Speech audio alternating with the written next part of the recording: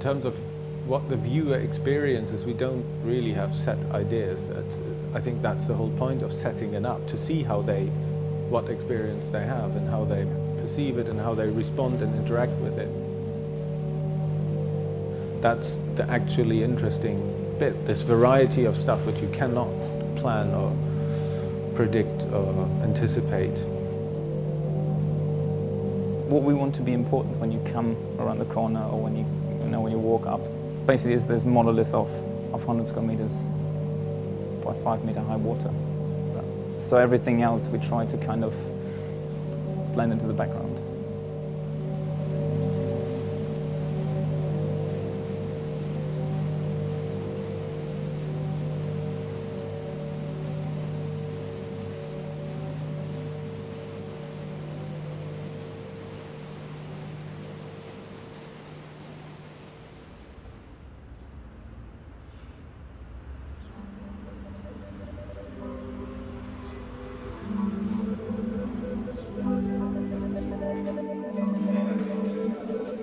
We were working on an entirely different project based on earlier printing explorations that we did, and we wanted to basically show or display or print an image with droplets of water on a vast surface, and came up with a quite convoluted and complicated technical system that would have been necessary to achieve that.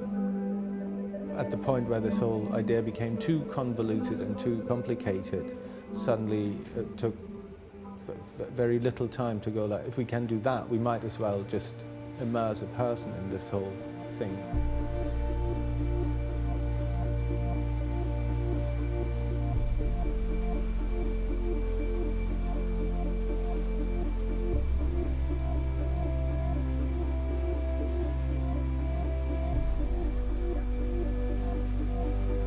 According to the presence of something or someone, we switch the rain off above them. So the dry moves in real time with you, like a circle around you.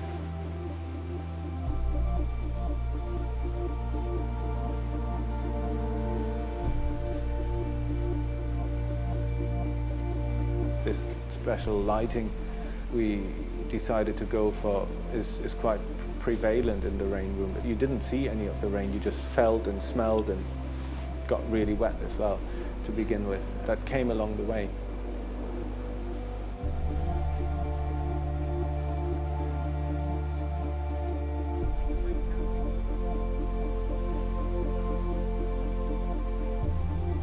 There was always quite a strong sound component. It's incredibly integral because it is what it is. You know, you can't fake that, or you could, but it wouldn't be the same. Like, being in the middle is very different to being outside viewing the piece. So being completely surrounded and immersed by this. And I found it quite interesting. You have little groups of people just talking to each other, but you have no idea what they say, and they're actually quite close to you because it's all the upper range of audio is completely wiped out because of the sound is this kind of white noise.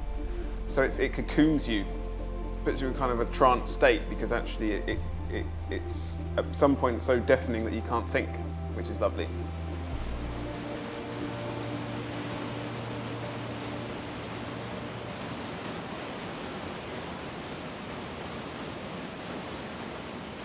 I was really curious about how it would feel to be there, not specifically to trigger any memories or something, just to be that close yet quite cocooned and protected.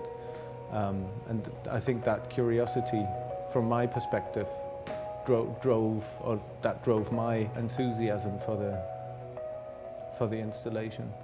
There wasn't something as such where we thought like, oh yeah, we want people to feel like this. There was one person who said, oh yeah, it's like sleepwalking. And we're like, oh, that's interesting, but it was never conceived as like, okay, we want people to experience or to feel this. It was more like what you would actually do. Would you actually go in or not? What do you do with a rain room?